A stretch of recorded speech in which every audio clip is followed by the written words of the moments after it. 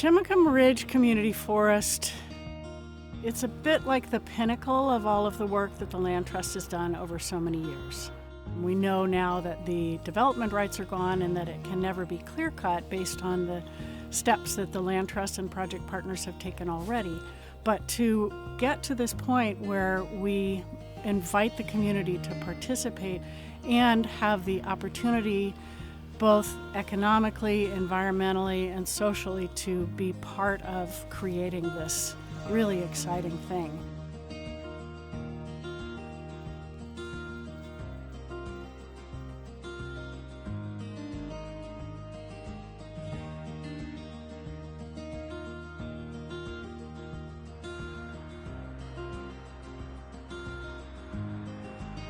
Jefferson Land Trust invited us to help support the establishment of the Chimacum Ridge Community Forest.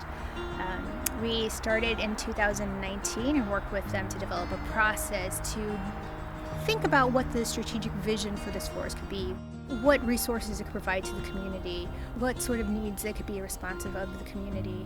And we worked really hard to define a process where the community's voice was very much evident throughout the entire planning process.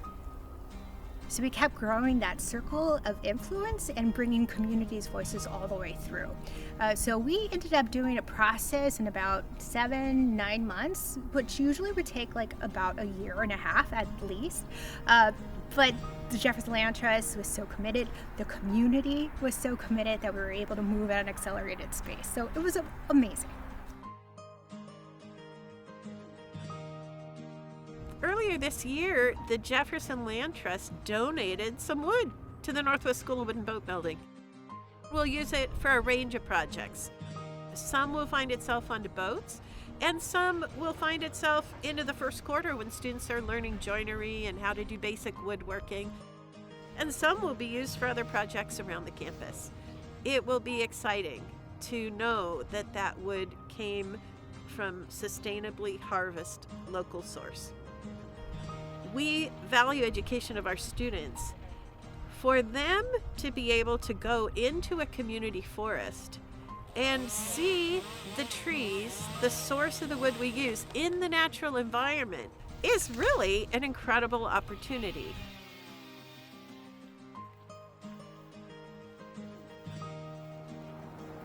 When I think about what's the potential value of Chimacum Ridge to a community, I tend to look at it through the eyes of a woodworker, because a woodworker's relationship is to take a basic product like wood and give it a very high value add. That's what creates a woodworker or a furniture maker's income. Adding the twist that you're working with local material to create a gorgeous product that has a story to this particular area of Chimacum Ridge, I think becomes very compelling. Jefferson Land Trust recognizes that we do our work on the ancestral lands of Coast Salish peoples, and more specifically here, the Jamestown, Sklallam, Port Gamble, Sklallam tribes, historically the Chimacum tribes, and the Skokomish tribes, as well as others. And so to be able to make our Valley View Forest, which is adjacent to the future Chimacum Ridge Forest, accessible to them to come and harvest cedar bark for their traditional uses was just a real honor that happened this last year in our first selective harvest on the Valley View property. Their lives and their relation to the land was immeasurably changed when settler colonialism took place. And so we strive to deepen our relationship with them and work in partnership with them to steward these lands.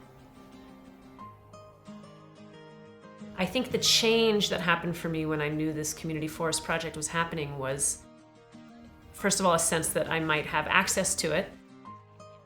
Another thing that's beautiful about the community forest model is it's really saying this forest doesn't just stand alone, it stands in relationship to you humans.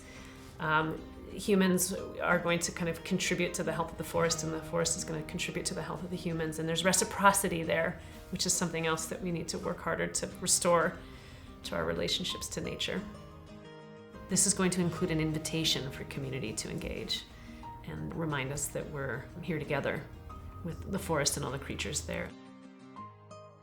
A community forest is such a wonderful thing. Coming from the National Park Service background, so many people think of us as just being all about those iconic big places like Olympic National Park, Yosemite, Grand Canyon. But what's really exciting, it's not those 400 places. It's all of these places that are in the community that are special to individuals, whether they are ecologically based or whether they tell a particular story, cultural relevance, that make up really what the fabric of this country is and help shape the identity of who we are as a country.